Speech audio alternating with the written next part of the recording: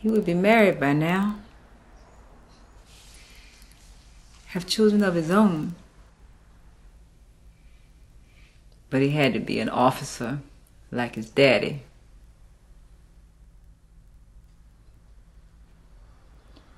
One baby left.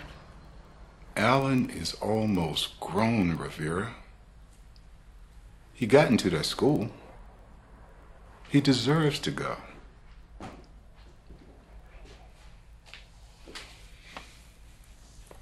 Change can be good, Rivera.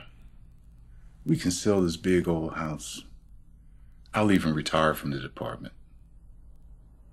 You know, we can find one of those small places down by the bay. And Alan can go build a life of his own.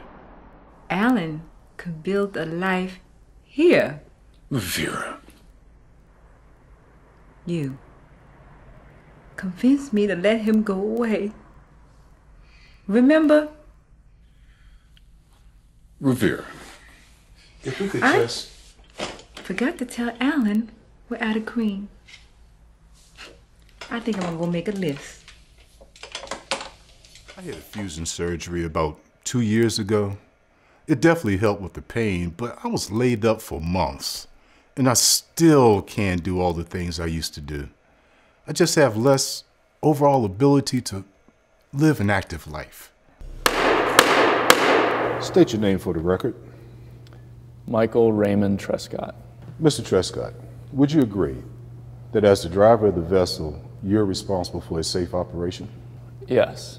So would you please explain to the court how, on a perfectly clear day, you managed to run down a small fishing vessel with 2 people aboard?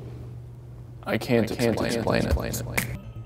For much of the day, you were subjected to the hot sun, the glare off the water, the motion and the noise from the boat, and it's likely that you were dehydrated. That's a big strain on your body, wouldn't you agree?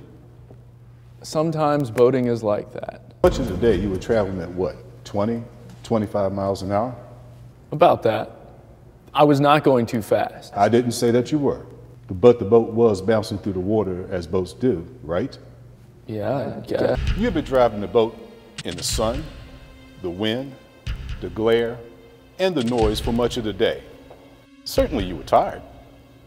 Most likely you were dehydrated.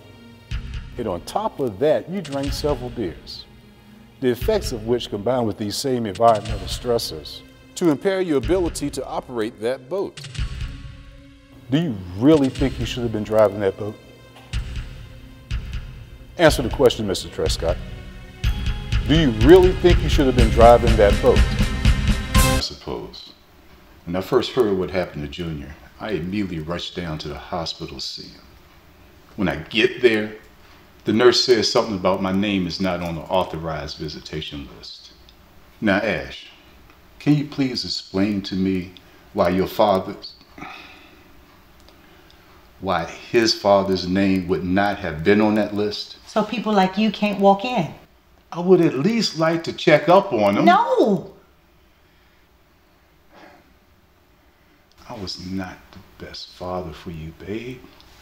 I left without saying any kind of goodbye. I was young. I was but a mere kid myself. It would have been like a kid raising a kid. I had to go find myself. I know I was not there to raise the both of you, but I would really... But nothing. And the man who raised me is laying in a hospital bed fighting for his life. Ash, I love you so much. I always have. But that man laying in that hospital bed is my son. And I would like to at least see him. But that's my brother. Remember, you didn't want a family. You went off and you started a new one. So you don't get to come here after 20 years and think you have any say-so in our family matters. You don't have that right. Ashley, I can explain. There's no need. Your absence explained enough. You know I gave that to you before I left, right? Get the hell out of my house, Frank.